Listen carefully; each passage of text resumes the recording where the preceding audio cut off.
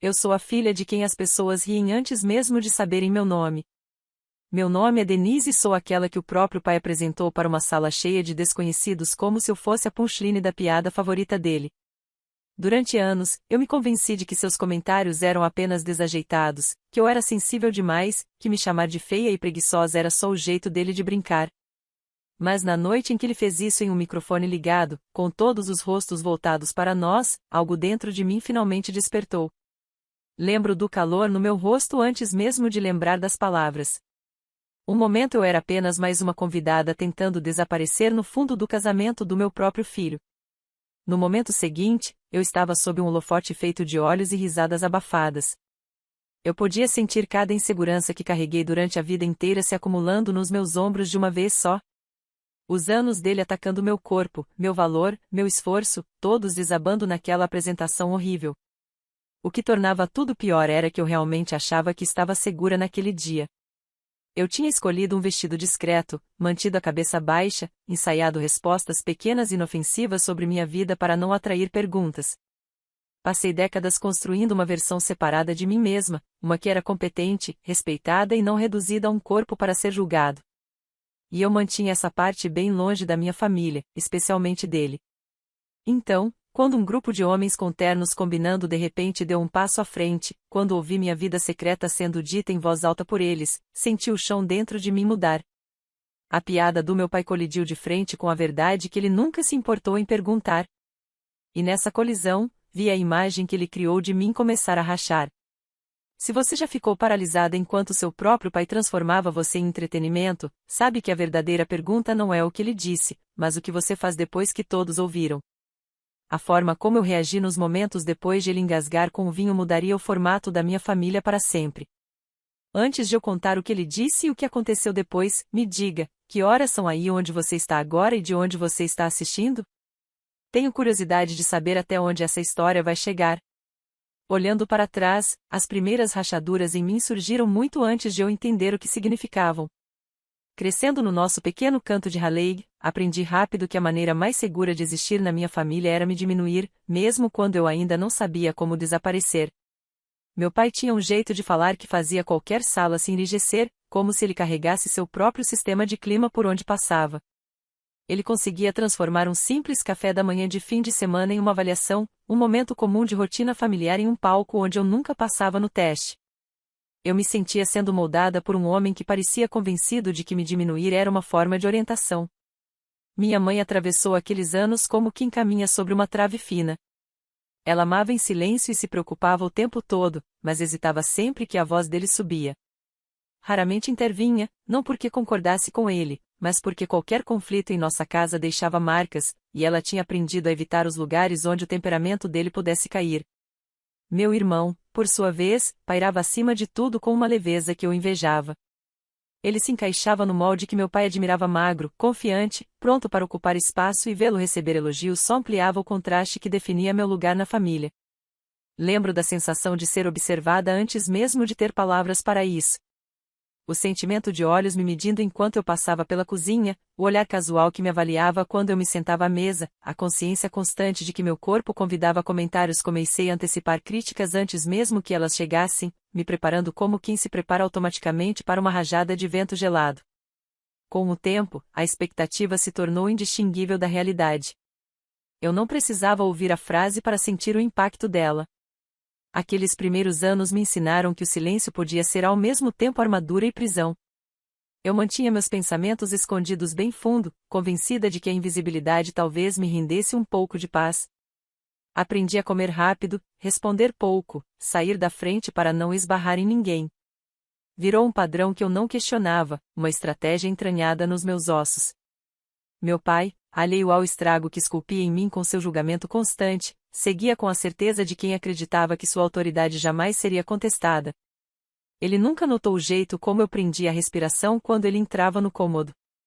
À medida que eu crescia, o terreno emocional da nossa casa se tornava mais previsível, mas não menos exaustivo. Minha mãe tentava pequenos gestos de conforto, um aperto encorajador no meu ombro, um olhar silencioso pelo corredor, mas eles não conseguiam equilibrar a erosão constante que acontecia dentro de mim. Meu irmão, protegido da vigilância que eu enfrentava, vivia em outra órbita. Ele não entendia o aperto no meu peito ou a forma como eu contava os minutos até poder ficar sozinha. Nunca culpei ele por isso. Ele simplesmente tinha sido criado sob um céu mais ensolarado. O que mais me inquietava era a facilidade com que eu aceitava meu lugar na hierarquia da nossa casa. Internalizei a crença de que eu merecia ser avaliada, que meu valor dependia de quão pequena eu conseguisse me fazer. Eu ainda não tinha linguagem para questionar essas suposições. Tudo que eu tinha era a dor silenciosa de desejar uma vida em que eu não fosse um alvo. Mesmo agora, quando penso naqueles anos, não lembro tanto de eventos, mas de sensações. O peso no meu estômago quando passos se aproximavam. A rigidez calma que eu assumia quando sentia um comentário se formando. O orgulho oco que eu sentia sempre que conseguia não reagir. Esses instintos se tornaram o molde da forma como eu passei a navegar o mundo. Quando percebi que precisava escapar daquele padrão, o hábito de me preparar para o impacto já parecia tão natural quanto respirar. Entrar na vida adulta me deu minha primeira chance real de respirar. Sair de casa parecia menos um marco e mais como escapar de uma casca que havia se apertado demais ao meu redor. Eu não tinha um grande plano nem um senso claro de ambição. Eu só sabia que precisava de distância da versão de mim mesma que tinha sido moldada por olhares constantes. Quando assinei os papéis de alistamento da Força Aérea, não foi coragem que me guiou. Foi o simples desejo de encontrar um lugar onde eu pudesse existir sem esperar pelo próximo golpe. O treinamento básico foi um choque de maneiras que eu não esperava. A disciplina, a estrutura, o ritmo implacável, nada disso parecia natural no começo. Mas, de um jeito estranho, encontrei conforto na previsibilidade de tudo. Cada pessoa ali estava sendo desmontada e reconstruída, não isolada ou comparada. Ninguém me avaliava com a familiaridade descuidada com que eu cresci. Em vez disso, eu era medida por esforço, resistência e consistência. Pela primeira vez, os padrões eram os mesmos para todos, e essa equidade tornava o desafio quase libertador. Com o passar das semanas, descobri uma parte de mim que eu não sabia que existia. Aprendi que eu podia superar a exaustão, que minha voz importava ao dar instruções e que os outros escutavam sem questionar meu direito de falar. A confiança que eu nunca pude explorar começou a emergir em pequenos, constantes passos. Quando fui recomendada para o treinamento de logística, senti algo mudar dentro de mim, como se uma bússola interna finalmente tivesse encontrado direção. O treinamento de logística foi exigente, mas também despertou forças que estavam adormecidas sob anos de autocrítica. Desenvolvi habilidade em planejar sob pressão, antecipar obstáculos e organizar pessoas de modo que tudo funcionasse melhor.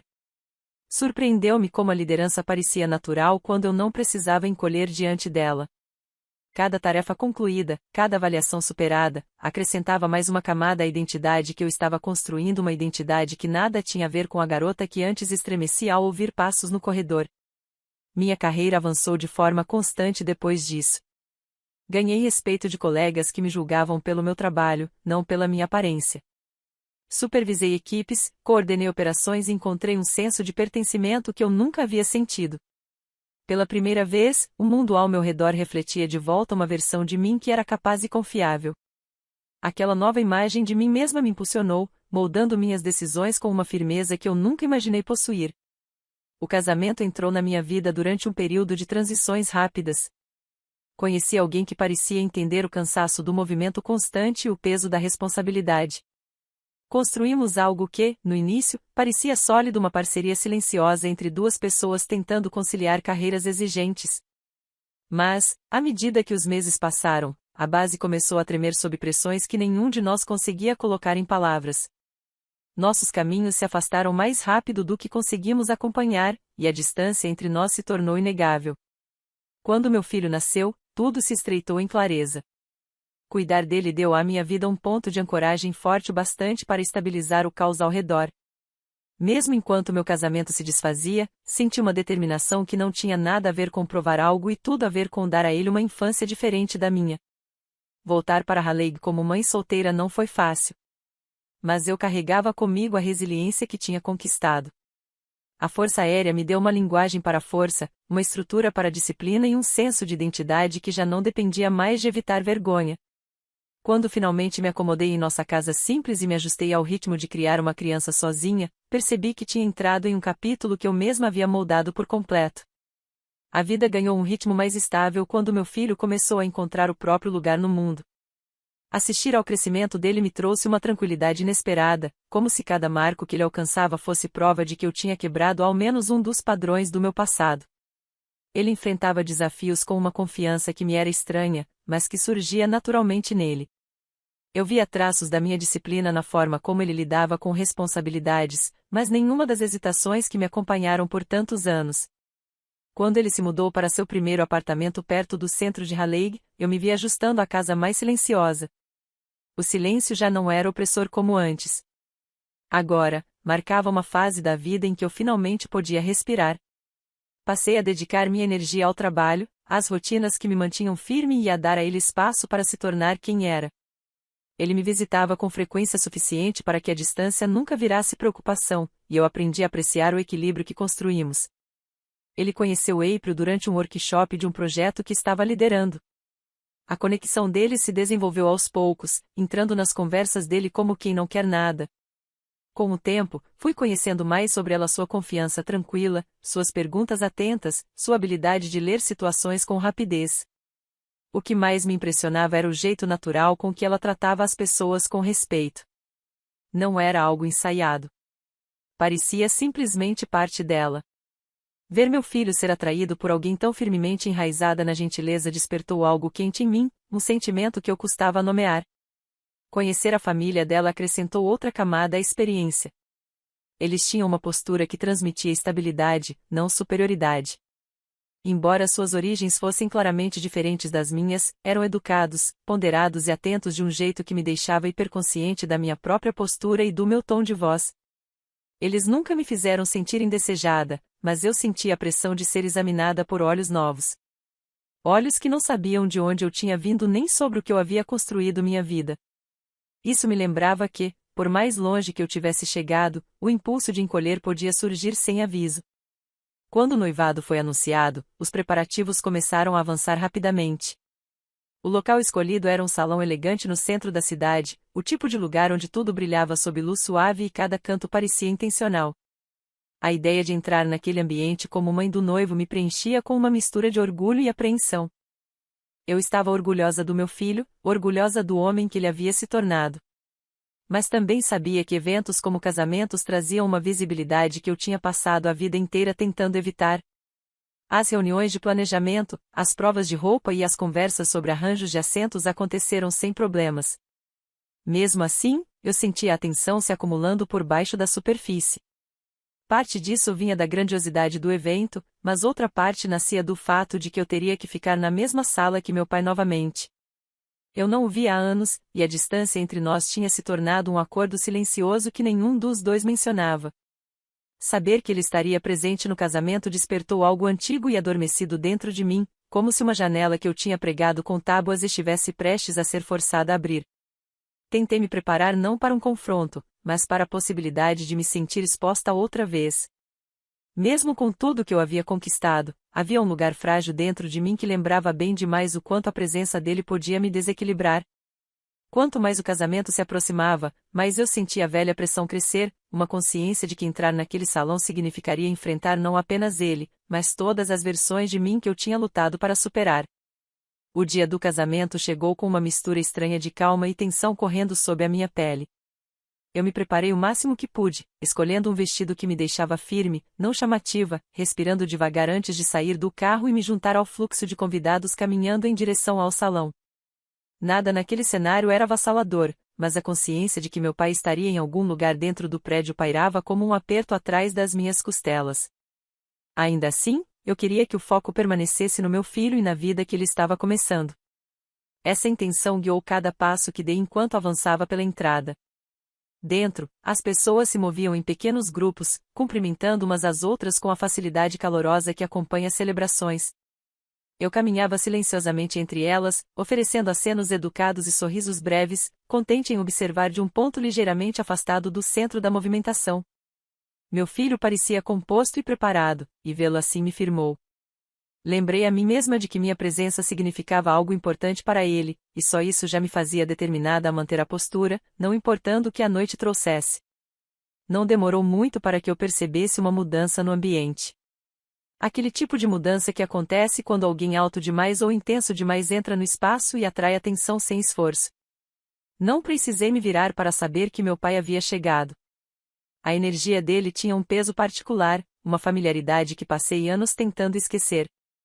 Senti a consciência dele percorrer meu corpo do jeito que velhos reflexos fazem, silenciosa, imediata e indesejada.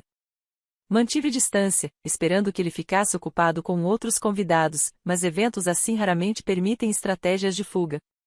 Eventualmente, ele se aproximou da área onde eu estava, e senti sua chegada antes mesmo que alcançasse o círculo de pessoas ao redor. Sua presença criou uma pausa desconfortável, como se o ar tivesse se apertado enquanto todos esperavam para ver qual versão dele surgiria. Ele sempre prosperou nesse momento, a antecipação, a tensão, a chance de assumir o controle de uma sala que não havia pedido por isso. O que aconteceu em seguida se desenrolou rápido demais, quase rápido demais para que minha mente acompanhasse. Sem hesitar, ele se enfiou na conversa ao meu lado, posicionando-se de um jeito que me empurrou para o centro das atenções. Antes que eu pudesse recuar ou desviar o foco, ele fez uma apresentação que não tinha intenção de informar, mas de divertir às minhas custas. Num instante, senti a velha dor de ser transformada em espetáculo. As pessoas ao redor reagiram com aquele tipo de risada constrangida que não vem do humor, mas do desconforto.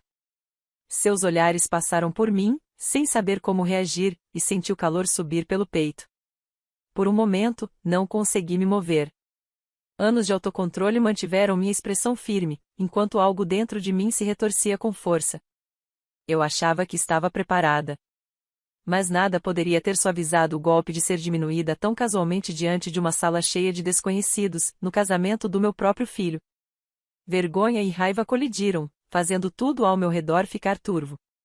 Mas antes que o peso disso pudesse se acomodar, uma nova presença surgiu no canto da minha visão. Um grupo de padrinhos homens que eu reconhecia, não de encontros familiares, mas de um capítulo distante da minha vida, avançou com uma calma deliberada. Eu não esperava vê-los novamente, muito menos ali, vestidos internos combinando e carregando a mesma força silenciosa que eu lembrava tão bem. A aparição deles rompeu a dinâmica que se formava em torno das palavras do meu pai, desviando a atenção dele para algo que ele não compreendia. Nos segundos que se seguiram, o salão inteiro pareceu se recalibrar. Eu vi a confiança do meu pai vacilar, vi a expressão em seu rosto mudar quando a realidade de quem eu havia sido fora do seu olhar estreito o confrontou sem aviso. O momento carregava uma quietude mais pesada que o silêncio, e eu percebi que nada em nosso relacionamento permaneceria igual depois daquilo.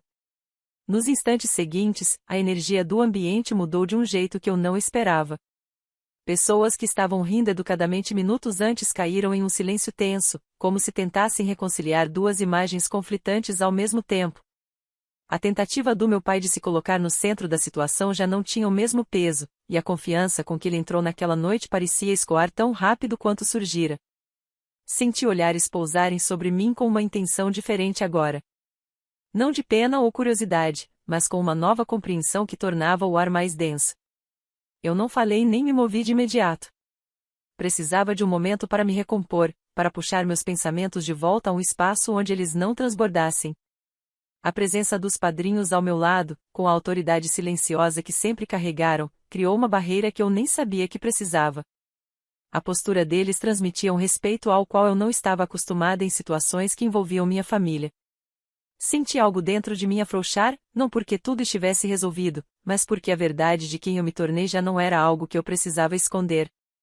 À medida que as conversas voltavam aos poucos, notei mudanças sutis na forma como as pessoas se aproximavam de mim. Seus rostos pareciam mais suaves, suas perguntas mais sinceras, e o tom das interações se alterava de conversas superficiais para algo mais sólido. Era como se o ambiente tivesse se reajustado, reconhecendo uma versão de mim que eu nunca tivera permissão de mostrar na presença do meu pai. Aceitei esses gestos com cautela, ainda processando a turbulência do momento, mas grata pela firmeza inesperada que aquilo trouxe. Meu filho me encontrou durante uma breve pausa na recepção, e a expressão em seu rosto carregava camadas que eu não conseguia decifrar facilmente.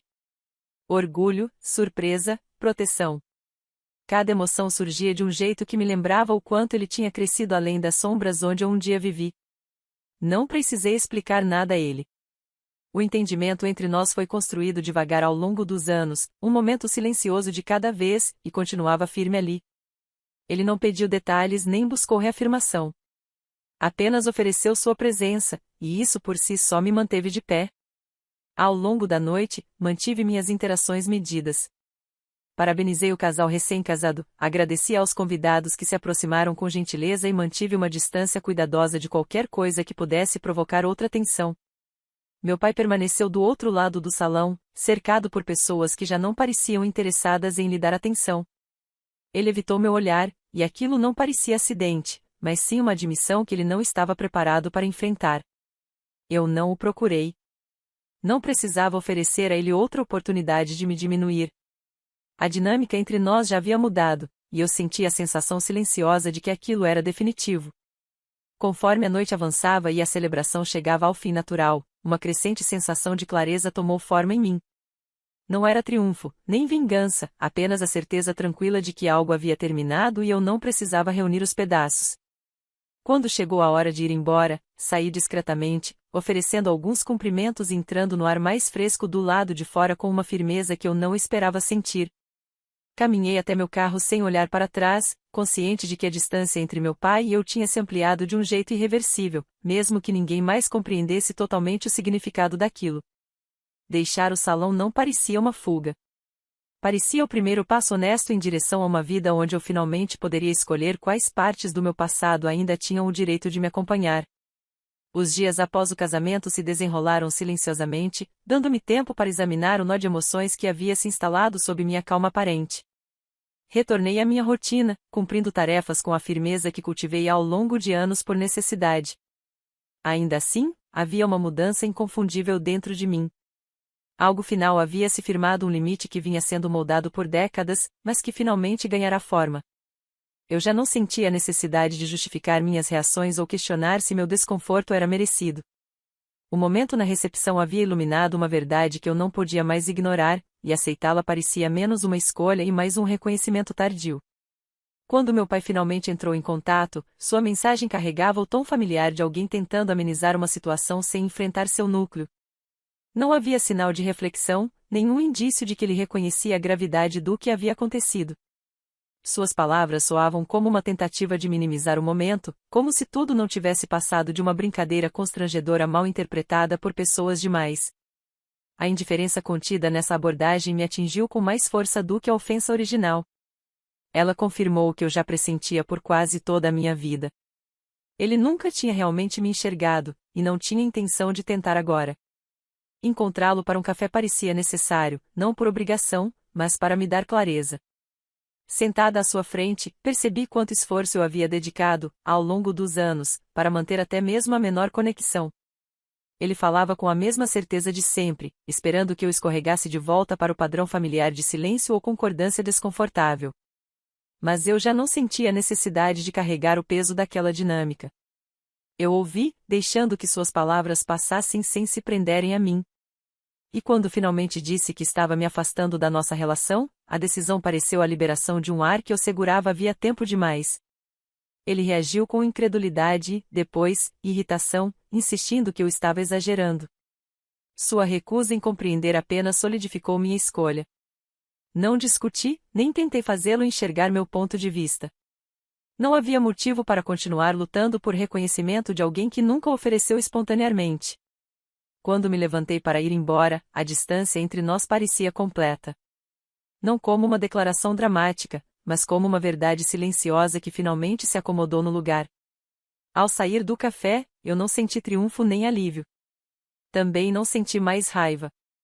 O que senti foi espaço, uma abertura desconhecida que me permitia imaginar minha vida sem a pressão constante de feridas antigas. Eu sabia que o futuro não estaria livre de memórias persistentes ou emoções complicadas. Mas, pela primeira vez, entendi que eu tinha permissão para seguir em frente sem carregá-lo comigo. O fim entre nós não foi limpo nem organizado. Ele simplesmente existiu, não resolvido e real, deixando-me avançar para uma versão da minha vida moldada pelas minhas próprias escolhas. O que aconteceu depois não exigiu explicações. Alguns relacionamentos terminam sem fechamento dramático, sem perdão, sem aquela última conversa que amarra tudo.